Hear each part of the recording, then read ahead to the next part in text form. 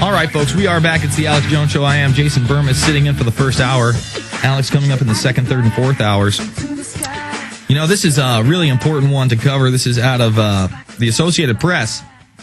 Agency that insures bank deposits may need help. This is the state of denial that we're in. Will allow someone like Timothy Geithner to sit up there and say, no, the Fed is transparent. And Bernanke will say, no, the Fed is transparent. Yeah, we have to answer to Congress. Yeah, we have to answer to Congress. And then Bernie Sanders, the senator, gets up there and he says, tell us who got the money. And what does Bernanke say back to him? No. No. They're about as transparent as a lead beam, basically. That's about how transparent. You can see right through that lead beam, can't you, folks? That's what they'll tell you. They'll stare right at you. Look, you can see right through it. Give me a break.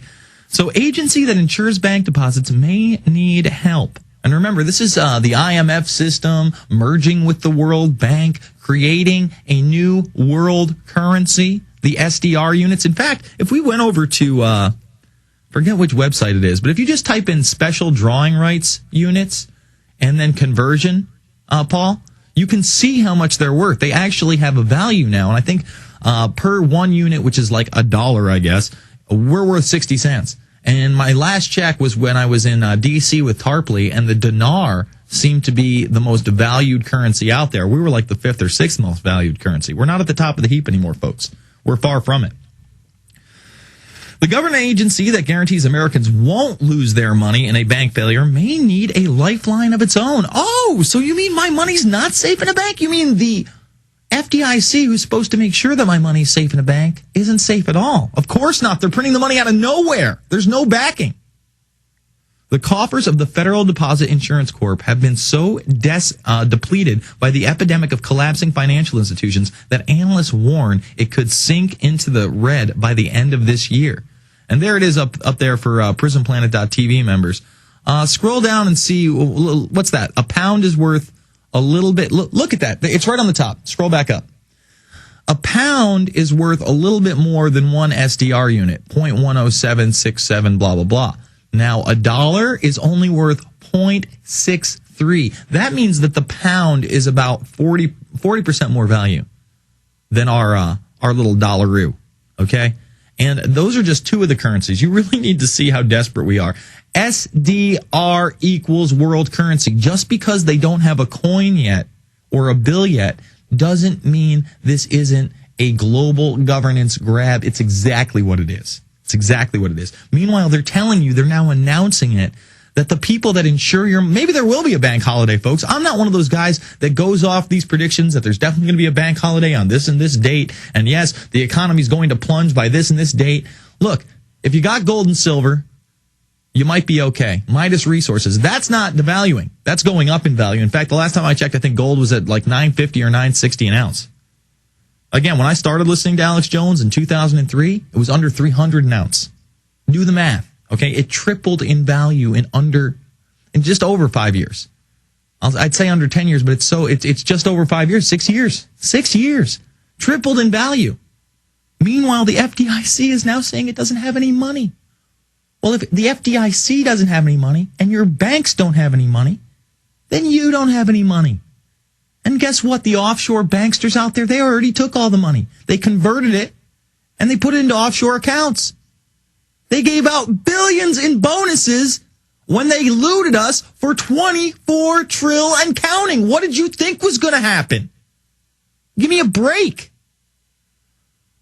That has only happened once before. So this has only happened once before, during the savings and loan crisis of the early 1990s, when the FDIC was forced to borrow $15 billion from the Treasury and repay it later with interest. $15 billion seems like a drop in the bucket at this point. When we're openly talking now about $24 trillion, what is $15 billion? It's not even comparable. And we're only talking about a little over a decade ago. We're not talking about 30, 40 years ago. No, a little over a decade ago, $15 billion from the Treasury.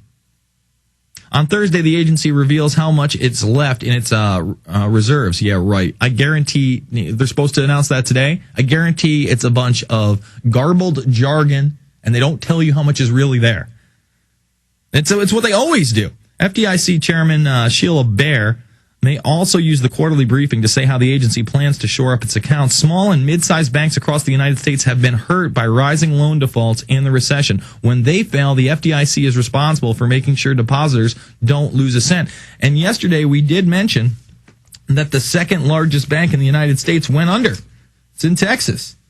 Where is that article? That article should be right here. We covered it yesterday. But yes, that's right. Went under in Texas, and they're just going to keep going under and just keep going down, and they're going to go after the local banks first. Again, this is a consolidation of power. Do you understand?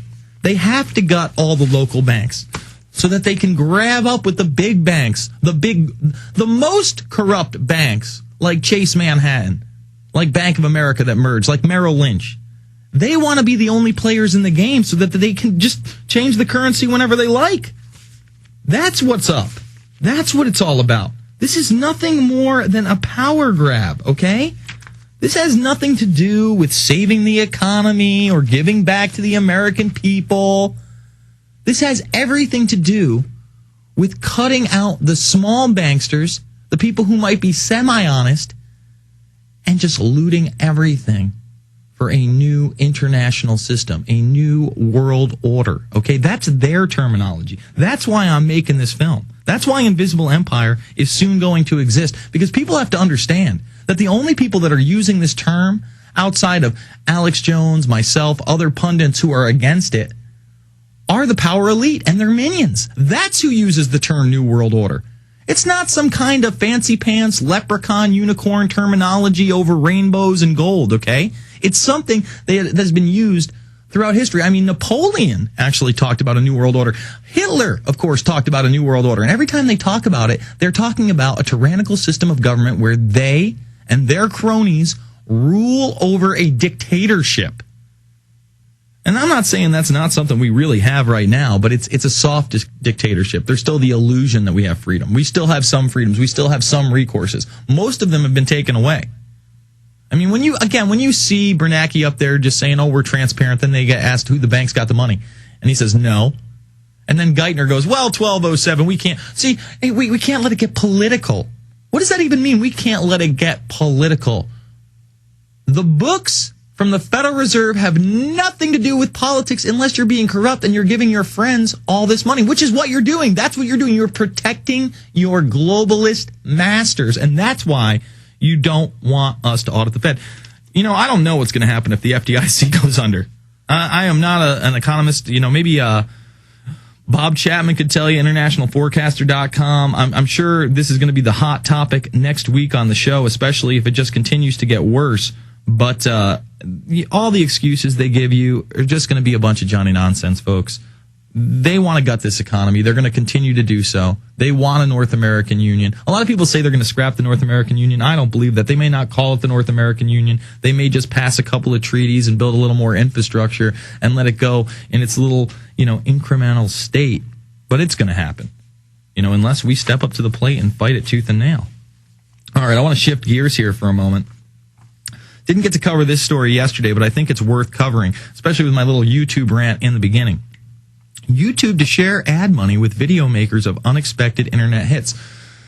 So now you make an internet hit like My New Haircut or the Obama Deception, perhaps, and YouTube's going to contact you with an email, and then you're going to have to sign something, and then you'll make money on the things they advertise for this movie or for your little short. Basically, they'll put in like a 20 or 30 second ad in the beginning that you can't fast forward through and then play your film. Now, it doesn't say what the specifications are going to be. I'm a little wary on it. I don't know if they're ever going to promote, the material that we promote here at Infowars.com and PrisonPlanet.tv. It looks like they're going to just promote mindlessness, which is what they're good at.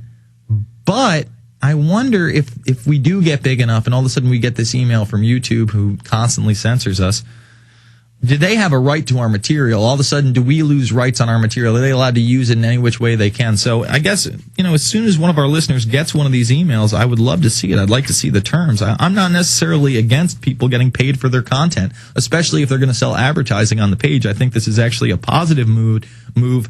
But again, I'd have to see what kind of contract they're going to get you to sign.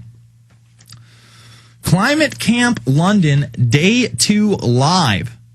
Follow the latest developments from Climate Camp's main camp on Blackheath, southeast London, and protesters direct action against big business in the city.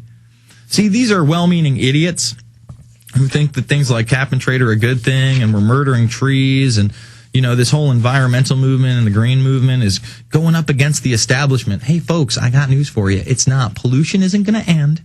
It's probably going to get worse, because all you're allowing them to do is now buy the right to pollute. And if you think they're actually going to be buying these carbon credits, no, they're going to be given them. We covered that yesterday. A bunch of big corporations are already just going to be given these carbon credits.